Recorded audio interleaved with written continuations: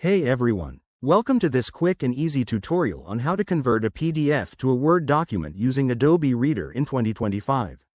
Whether you're a student editing assignments or a professional tweaking reports, this simple process will save you time and hassle. Let's dive right in. First, make sure you have the latest version of Adobe Reader installed on your computer.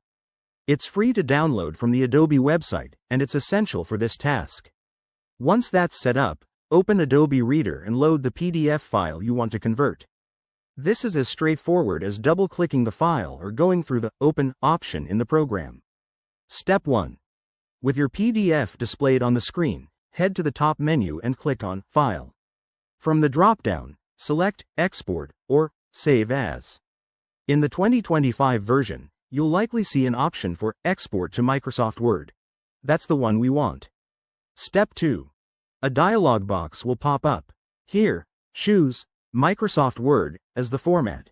You can opt to export the whole document or just a specific section if you're working on a larger file. This gives you flexibility based on your needs. Step 3. Next, click Export and select the folder on your computer where you want to save the new file. Give it a clear name, like My Document, Doc, and hit Save.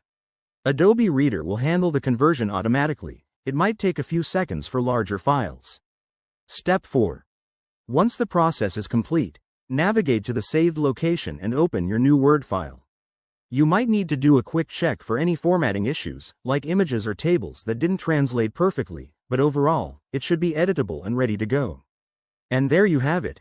You've just converted your PDF to Word in no time. This feature is a game changer for seamless document editing. If you encounter any problems, like with scanned PDFs, consider using Adobe's OCR tools in their premium versions. Thanks for watching. Hit that like button if this helped. Subscribe for more tech tips, and let me know in the comments if you have any questions. See you in the next video.